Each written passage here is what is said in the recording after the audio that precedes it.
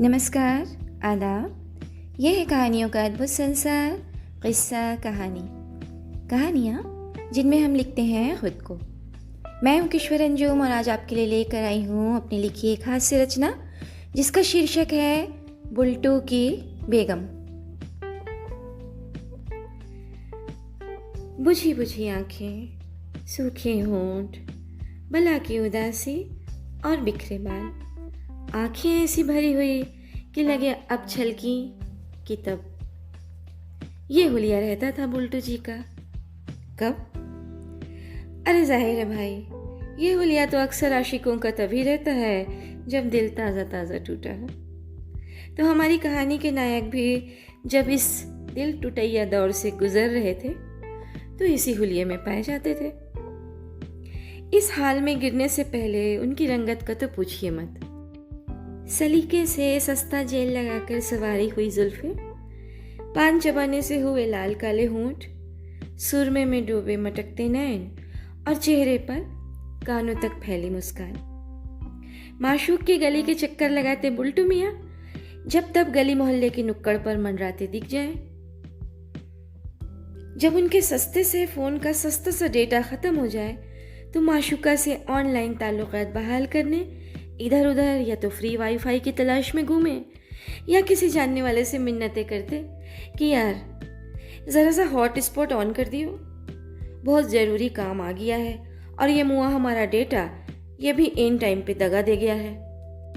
अब ये अलग बात है कि उनका मुआ डेटा अक्सर दगा दगा वही वही के मोड पर ही रहा करे और वो अक्सर महबूब की एक झलक को बेताब आशिक की तरह डेटा दे दो भाई ये तान लगाते दर दर भटकते फिरे। उनके दोस्त यार भी कौन से फन्ने खा होते थे जो फ्री में डेटा यूं बांटते फिरते, तो जहां उनको आता देखते लपकते हुए एक गली से दूसरी गली में भाग जाते और बेचारे हमारे बुल्टू मियाँ किसी दूसरे की तलाश में मुड़ जाते। शब्बो, जी हाँ यही नाम था उसका, जिसने हमारे बुल्टू मियाँ का पहले तो दिल गुर्दा कलेजा चुराया और फिर वापस कर दिया कि लो मियाँ हमें नहीं चाहिए तुम्हारे ये सूखे सूखे ऑर्गन, और किसी दुबई रिटर्न मुस्टंडे के संग निकाह करके चलती बनी।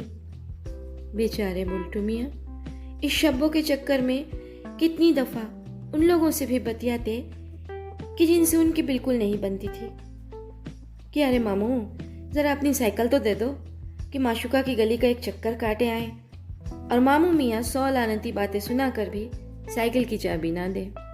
कभी नुक्कड़ के पान वाले रहमत मियाँ को बोले सलाम फेंक रिया हूँ चचा, ज़रा एक की मामी गुलकंद वाला बनारसी मीठी पत्ती लगा दो, पैसा देता हूँ ना पीछे।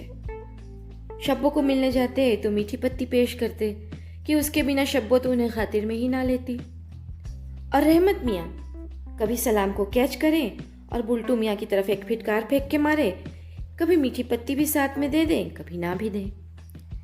बुल्टू मियाँ पापी पेट के वास्ते तंबाकू, गुलकंद, गुटखा इन सब चीज़ों के थोक व्यापारी गुल्लू सेठ के यहाँ से पूरे शहर में माल पहुँचाने और वसूली का काम करते। उनके पास एक तिपहिया पटरे वाला रिक्शा रहता जिस पर रखकर सामान पहुँचाते। दिन भर माल लाने ले जाने में वक्त गुजरता और जब कभी शब्बों से मिलने जाना होता तो गुल्लू सेठ से बहाना करके छुट्टी की गुजारिश ऐसे करते कि सलाम पेश कर रिया सेठ जी, आज जरा आधे दिन की छुट्टी दे देते अम्मा को हकीम के पास ले जाने वास्ते। अब सेठ जी छुट्टी तो दे देते भुनभुनाते हुए, पर साथ में 2-4 बातें सुनाना नहीं भूलते कि अबे बुल्टू ये हर हफ्ते कौन सा हकीम बुलाता है बे, अम्मा को सरकारी अस्पताल में दिखा, अगली बार छुट्टी लेगा तो तनख्वाह काट दूंगा। अब आप पूछोगे कि इतवार को काहे नहीं जाते बुल्टू मियाँ शब्बों की गली, तो भाई उस रोज तो शब्बों के अब्बा और भाई भी रहते ना घर पे, कैसे जा सकते। एक बार चले गए थे, कुटकुटा के वापस आ गए। कई दिन तक नीले पीले चेहरे के साथ घूमते रहे और कोई पूछे तो बहाने बनाते रहे कि अरे मियाँ वो रपट गए थे, लग गई। अब ये थोड़ी ना बताएंगे कि कहाँ रपटे थे और क्या क्या लगी चेहरे पे। घर पर अक्सर तनख्वाह का एक बड़ा हिस्सा नहीं देते और अम्मा से गालियां खाते, माटी मिले कहाँ खर्चा कराया, कुछ मुंह से तो फूट। अब मियाँ बुल्टू क्या बताते कि अम्मा प्यारी ये तावान है इश्क करने का, शब्बों की रिबन, माला, फुंदना, गोटा, इन सब की फरमाइश पूरी करने में खर्च हो गए पैसे। कत्थे चूने के कुर्तों पर निशान हो या माशूक के चक्कर में चेहरों पर बनने वाले निशान, ये वो साइड इफ़ेक्ट्स हैं जो उनके शगल उनको दे जाते हैं। उनकी तरफ कहानी के हीरो साहब ज़्यादा तवज्जो नहीं देते। यहाँ भी वही, उनकी मस्त फिलॉसफी की जो लज्जत मिलती है इन शौकों से, तो ज़रा मरम्मत क्या मायने रखती है। तो इतनी इतनी तकलीफ़ें उठा के भी जारी रहने वाले इश्क की राह में खुद माशूका शब्बों ने दीवार उठा दी और बेचारे बुल्टू बाबू अपने टूटे फूटे दिल की किरचियाँ समेटते रह गए। अब क्योंकि दिल टूटा था ताज़ा ताज़ा और उसकी किरचे समेट कर फिर से नया नकोर करने में थोड़ा वक्त तो लगता, तो हमारे बुल्टू मियाँ तब तक इसी छाल में रहने वाले थे। लेकिन मिजाज आशिकाना, क्या करेगा ज़माना। एक अदद बेगम के शौहर बनने के तमन्नाई आशिक की निगाहें फिर किसी से लड़ ही गईं और निगाहें मिलाते वक्त उन्होंने सिर्फ निगाहें ही देखी, निगाहों की मालकिन के वज़न की तरफ निगाह ना की। ज़ख्मी टूटा फूटा दिल था, जिसने मरहम रखा उसी का हो गया। हमारे बुल्टू मियाँ की नई माशूका क्या थी, गोश्त का पहाड़ ही समझो। वज़न की वजह से अभी तक कुंवारी बैठी थी। इश्क और शायरी एक जैसी होती हैं, जब सूझे तभी कर लो, नहीं तो गुमशुदा हो जाती हैं। बुल्टू मियाँ की नई माशूका का ख़ानदान इस फिलॉसफी पर यकीन रखता था। अपने बुल्टू मियाँ जो ही पहली बार इकरार होने के बाद माशूक की गली पहुँचे, माशूका के अब्बा और भाइयों ने उन्हें पकड़ा और जबरन निकाह पढ़वा दिया।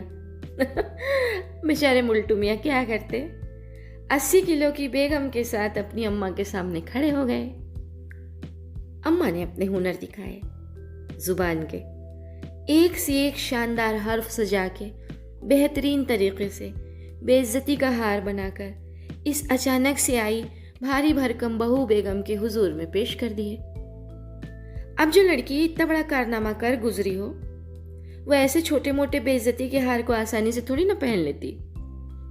उसने जबरन बनाई गई सास के हार के हर्फ खींच के अपनी तरफ से भी कुछ और सजा धजा के एक नया हार बनाया और अपनी सास को पहना दी। सासू माँ समझ गई यहाँ उनके ज़बानी तीर तलवार काम ना आने के, और यूं बुल्टू मियाँ की नई बेगम ने अपने ससुराल में अपना कदम जमा लिया।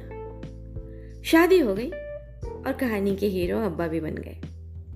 मगर कहाँ उनके ख्यालों में दुबली पतली नाजुक सी बेगम का तस्वुर था और कहाँ भारी भरकम बेगम पल्ले पड़ गई।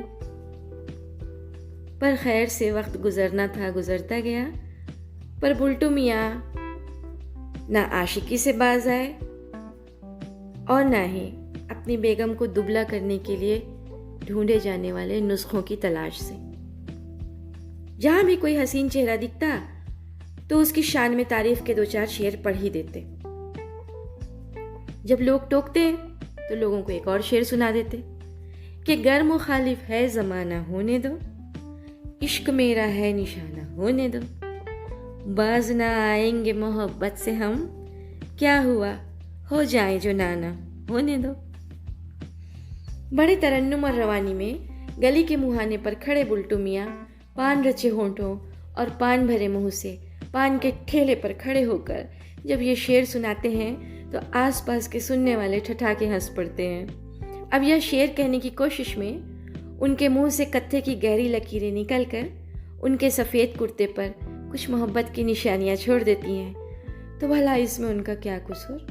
मोहब्बत चीज़ ही ऐसी है, मोहब्बत जो उन्हें पान से है और शेर व शायरी से है, निभा रहे हैं। अब घर जाएंगे तो उनकी बेगम उनके जो लत्ते लेंगी उसका दर्द इस शायरी से मिलने वाली वाह वाह के आगे तो कुछ भी नहीं है। इस तरह आशिक मिजाज बुल्टू मियाँ की दास्तां चल रही है। हर जानने वाले से नुस्खा पूछते रहते हैं कि वह अपनी बेगम पर आजमा लें और उनका वजन थोड़ा कम कर सके। आपके पास है क्या कोई नुस्खा बुल्टू मियाँ की बेगम का वजन कम करने? हो तो बताइएगा ज़रूर। ये कहानी इतनी ही। अभी आप सुन रहे थे मेरी लिखी हुई एक रचना बुल्टू की बेगम। मैं हूँ किश्वर अंजुम। यह है फलक की कहानियों का चैनल किस्सा कहानी। फिर मिलते हैं किसी और कहानी में। तब तक के लिए इजाज़त दीजिए। अलविदा।